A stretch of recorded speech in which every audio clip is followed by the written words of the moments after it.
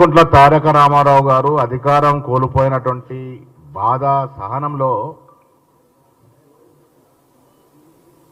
ఎక్కడికక్కడ వారి కార్యకర్తలను రెచ్చగొడుతూ ప్రభుత్వం చేపడుతున్నటువంటి అభివృద్ధి కార్యక్రమాల్ని అడ్డుకోవడమే లక్ష్యంగా ముందుకు పోతా ఉన్నారు. మన హైదరాబాద్ విషయంలో చూసాం, మూసీ విషయంలో చూసాం. లేని కాని పోని చెప్పి అవాస్తవాలు ప్రచారంలోకి తీసుకొచ్చి ప్రజల్ని భయభ్రాంతులు గురి చేసే కార్యక్రమం నిమగ్నమై ఉన్నారు. నిన్న కొడంగల్ విషయంలో జరిగినటువంటి కలెక్టర్ దాడిలో ఈ దాడిని మేము తీవ్రంగా ఖండిస్తా ఉన్నాం, గర్హిస్తా ఉన్నాం. ఏ అధికారైనా ప్రభుత్వ కార్యక్రమాల్లో నిమగ్నమై ఉంటారు. అధికారులను అడ్డుకోవడం, అధికారుల మీద దాడి చేయడం అనేది చాలా హేయమైన చర్య. దీనికి శిక్ష తప్పదు. కేటీఆర్ నువ్వు శిక్ష ఫేస్ చేయాల్సిందే. ఇప్పుడు అక్కడ కొడంగల్లో గ్రీన్ ఫార్మా క్లస్టర్, అసలు ఏమాత్రం పొల్యూషన్ లేని గ్రీన్ ఫార్మా క్లస్టర్ పెడతా ఉంటే 90% పైగా రైతులు ఒప్పుకొని సమ్మతించి భూములు ఇచ్చిన సందర్భంలో ఒక్క గ్రామంలో జరిగినటువంటి ఎపిసోడ్లో అక్కడ అసలు భూమి లేని వారు వచ్చి దాడి చేశారు. నేను కేటీఆర్ని సూటిగా అడుగుతా ఉన్నాను, ఆ ప్రాంత వాసులు గారు అక్కడ వాళ్ళకి భూములు లేవు, వాళ్ళ భూములు పోవట్లేదు, ఎందుకు వారు దాడి పడాల్సి వచ్చింది? ఇదంతా కూడా కుట్రలో భాగంగా ప్రభుత్వాన్ని డిస్టర్బ్ చేయాలనే కార్యక్రమంలో భాగంగా వారి కార్యకర్తల్ని, వారే ఒప్పుకున్నారు వారి కార్యకర్తలు అక్కడ భూములు లేని కార్యకర్తలు, ఆ ప్రాంతంతో సంబంధం లేని కార్యకర్తలు తాగి వచ్చి కలెక్టర్ మీద దాడి చేసినారంటే ఇదో కుట్రలో భాగంగా జరిగింది. రాష్ట్ర ప్రభుత్వం గతంలో మాదిరి కాకుండా అభివృద్ధిని అంతా కూడా వికేంద్రీకరణ చేస్తూ ఉంది. గతంలో హైదరాబాద్కే కేంద్రీకృతమైనటువంటి అభివృద్ధి పలు ప్రాంతాలకు విస్తరించాలని క్లస్టర్లుగా విభజించి పలు ప్రాంతాల్లో అభివృద్ధి కార్యక్రమాలు కంపెనీలు తీసుకొస్తా ఉంటే మీరు ఓర్వలేక ఈ రకమైనటువంటి దాడులకు పాల్పడుతున్న విషయాన్ని తీవ్రంగా ఖండిస్తా ఉన్నాం. వాస్తవాలు బయటకు వచ్చాయి. ఐజీ గారు, పోలీస్ డిపార్ట్మెంట్ జరిగిన ఇన్వెస్టిగేషన్లో కేటీఆర్ ఫోన్ కాల్ పోయిన తర్వాతే ఇక్కడ నరేందర్ రెడ్డి గారు వారి కార్యకర్తల్ని రెచ్చగొట్టి ఉసిగొలిపి కలెక్టర్ మీద దాడికి పాల్పడ్డారు. కాబట్టి దీంట్లో మొదటి ముద్దాయి కేటీఆరే. మేము ప్రభుత్వాన్ని విజ్ఞప్తి చేస్తా ఉన్నాం, దీంట్లో ఎవ్వరిని కూడా వదలడానికి వీల్లేదు. ప్రభుత్వ కార్యక్రమాలని, సంక్షేమ కార్యక్రమాలు అడ్డుకున్నాడు ఎవరైనా నేరస్తుడే. కేటీఆర్ దీంట్లో భాగం ఉంది కాబట్టి ప్రభుత్వం దీని మీద నిష్పక్షపాతంగా స్పష్టంగా ఇన్వెస్టిగేషన్ చేసి చర్యలు తీసుకోవాల్సిందే. అభివృద్ధి విషయంలో కాంగ్రెస్ ప్రభుత్వం కాంప్రమైజ్ లేదు, సంక్షేమ ఫలాల పంపిణీ విషయంలో కాంప్రమైజ్ లేదు. ఇలాంటి శక్తులు, నాయకులు ఎవరొడ్డొచ్చినా ఈ రాష్ట్రంలో జరుగుతున్న అభివృద్ధి ఆగదు, సంక్షేమం ఆగదు. ఒడ్డు వస్తే చర్యలు కూడా తప్పవు. ప్రజలు కూడా అర్థం చేసుకోవాలి.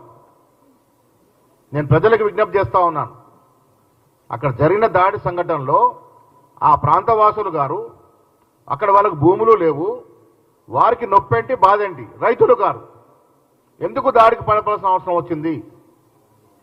ఇప్పుడు నా భూమి పోతుందంటే నేను బాధపడేనా, కోపానికి గురైతే గురి కావచ్చు. నాకు భూమి లేదు, నేను రైతును కాదు, అక్కడ నాకు సంబంధం లేదు.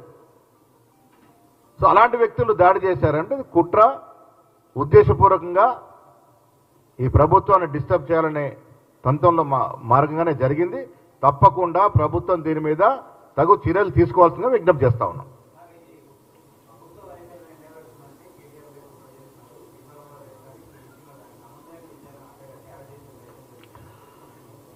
ఈ ఫార్ములా విషయంలో డబ్బులు నొక్కేశారు.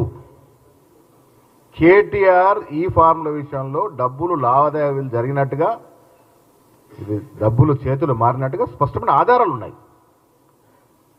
అంటే రాష్ట్ర ప్రభుత్వం యొక్క సొమ్ముని ఒక పద్ధతి పాటు లేకుండా ఇబ్బడి ముబ్బడిగా కాజేస్తే ఇంకా ఊరుకోవాలా?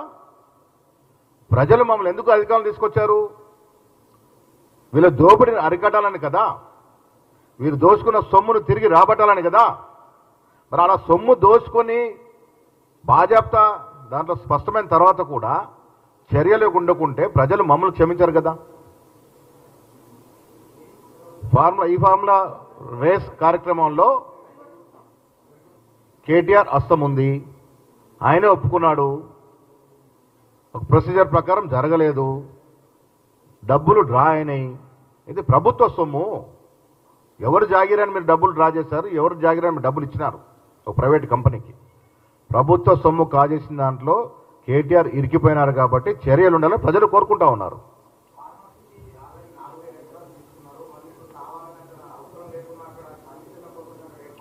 చాలా తప్పు. తెలంగాణ ఉద్యమం ఎందుకు వచ్చింది? అభివృద్ధి అంతా కూడా కేంద్రీకృతమై హైదరాబాద్లో జరిగింది కాబట్టి తెలంగాణ ఉద్యమం వచ్చింది. మా ఉద్దేశం అభివృద్ధి అనేది నలుమూలలో వ్యాపించాలి, రాష్ట్రం మొత్తంగా అభివృద్ధి జరగాలి. ఒక హైదరాబాద్లోనే కాదు, అటు ఆదిలాబాద్లో కానీ, ఇటు ఖమ్మంలో కానీ, ఇటు కొడంగల్లో కానీ ప్రతి చోట ఏదో ఒక అభివృద్ధి కార్యక్రమం జరగాలి. అమెరికాను చూసి నేర్చుకుందాం మనం. అభివృద్ధి అనేది వికేంద్రీకరణ జరగాలి కాబట్టి రకరకాల క్లస్టర్లు విభజించి అక్కడ అభివృద్ధి చేస్తూ ఉన్నాం. ఇది కూడా గ్రీన్ ఫార్మాస్ క్లస్టర్. ఇది ఇక్కడ పొల్యూషన్కి తావు ఉండదు. పొల్యూషన్కి తావు లేనప్పుడు మీ బాధ ఏంటి? అందులో 90% పైగా రైతులు ఈ ప్రాజెక్ట్ను ఒప్పుకొని భూములు ఇచ్చిన తర్వాత ఈ నలుగురు చిల్లర వేషాలు వేస్తూ ఉంటే మిగతా 90% నష్టం జరుగుతుంది కదా. అది ఆలోచించాలి కదా. కేవలం రాజకీయాల కోసం ఈ ఆటంకాలు సృష్టిస్తూ ఉన్నారు.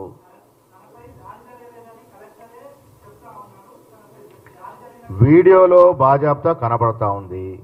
కలెక్టర్ని ఏ విధంగా తోశారు, ఏ విధంగా తోపులాట జరిగింది, ఏ విధంగా కారులో ఎక్కించినారు మనం చూస్తూ ఉన్నాము. వీడియోలు సాక్ష్యాలు కనబడతా ఉన్నాయి కదా. ఏది ఏమైనా అధికారుల మీద దాడులు జరగడం అనేది ఏహేమైన చర్య. అది ఏ ప్రభుత్వంలో కానీ ఎవరు చేసినా తప్పే. అది ఎవరు ప్రోత్సహించినా, ఎవరు రెచ్చగొట్టినా అది తప్పే. పోలీస్ ఇన్వెస్టిగేషన్ ప్రకారం ఎవరు దోషులుగా తేలితే వారి మీద చర్యలుంటాయి. మేము కోరుకునేది కూడా, ప్రభుత్వాన్ని వినియోగించేది కూడా, తప్పు ఎవరు చేసినా ఉపేక్షించవద్దని. అభివృద్ధికి ఆటంకం కలిగితే తరతరాలుగా బాధపడాల్సి వస్తుంది. మనం ఇవాళ జరగాల్సిన అభివృద్ధి ఆగిపోతే మనం కాదు, మన వెనుకొచ్చి తరాలు బాధపడాల్సి వస్తుంది. అది గ్రహించుకొని ముందుకు పోవాలి. రాజకీయాలు చేయండి, రాజకీయాలు మాట్లాడండి. మేము తప్పులు చేస్తే నిలదీయండి, మేము సరిదిద్దుకోవడం సిద్ధంగా ఉన్నాం. రేవంత్ రెడ్డి ముఖ్యమంత్రి గారికి భేషజాలు లేవు. ఏదైనా తప్పులు జరిగితే కూడా మేము సరిదిద్దుకుంటాం. ఇది స్పష్టంగా రేవంత్ రెడ్డి గారు, భట్టి గారు చెప్పడం జరిగింది. సో ఏది లేకుండా కేవలం రాజకీయాల కోసం, మీ అవసరాల కోసం ప్రజల్ని వాడుకుంటాము, ప్రజల్ని రెచ్చగొడతాము, అభివృద్ధిని ఆటుకుంటాము అంటే మాత్రం ఉపేక్షించేది లేదు. ఇది ప్రభుత్వం యొక్క స్పష్టత అనే మాట కూడా నేను స్పష్టం చేస్తా ఉన్నాను. ఎస్, డెఫినెట్గా కాంగ్రెస్ పార్టీ కార్యకర్తల కృషి వల్ల మేము అధికారంలోకి వచ్చాము. మొదటి సంవత్సరం ఉత్సవాలు ప్రతి కార్యకర్త జరుపుకుంటారు. కార్యక్రమాలు ఇవ్వబోతా ఉన్నాం. రేపటి నుండి కాంగ్రెస్ పార్టీ ఈ విజయోత్సవాలు జరుపుకుంటుంది. ప్రభుత్వ పరంగా జరిగే కార్యక్రమాల్లో కూడా కార్యకర్తలు భాగం పంచుకుంటారు.